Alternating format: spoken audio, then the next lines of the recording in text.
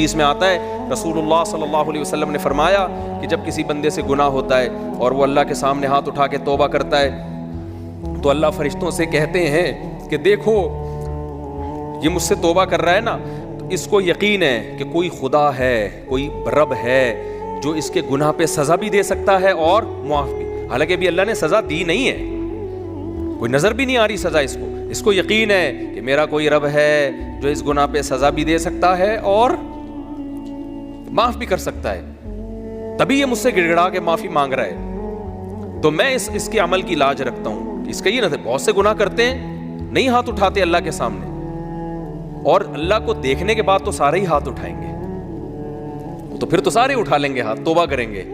اللہ کہہ رہے ہیں دیکھا نہیں ہے اس نے، میری آیات پر ایمان لایا ہے، میری نشانیاں دیکھ کر، میرے پیغمبروں کی دعوت پر لبیک کہا ہے، تو اس عمل کی لاج رکھ کے میں اس کی توبہ کو قبول کروں گا. حدیث میں آتا ہے پھر وہ دوبارہ گناہ کرتا ہے، پھر دوبارہ اللہ کے سامنے آ کے معافی مانگتا ہے. اللہ کہتا ہے دوبارہ گناہ ہو گیا، پھر معافی مانگنا اس کی علامت ہے، اس کو یقین ہے کہ میرا کوئی رب ہے جو گناہوں پہ سزا بھی دے سکتا ہے اور جزا بھی دے سکتا ہے، معاف بھی کر سکتا ہے. تو پھر یہ معافی مانگ رہا ہے. نبی صلی اللہ علیہ وسلم کی حدیث کا مفہوم ہے 70 دفعہ بھی کوئی گناہ کر کے 70 دفعہ توبہ کرے گا تو اللہ اس کے اس جذبے کی لاج رکھ کر اس کے گناہ کو معاف کرے گا. اس کا مطلب یہ نہیں کہ آپ 70 دفعہ گناہ کریں، مقصد ایک سمجھانا ہے کہ توبہ میں تاخیر نہ کریں. تو اللہ معاف کیوں کر رہا ہے؟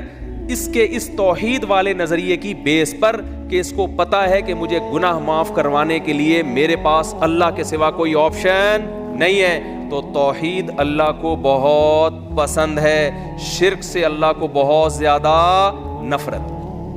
تو یہ 4 شرطیں بھائی جس میں پائی جائیں گی، پھر وہ آپ عمل کرو گے تو عمل کیا کہلائے گا؟ از کالڈ اچھا.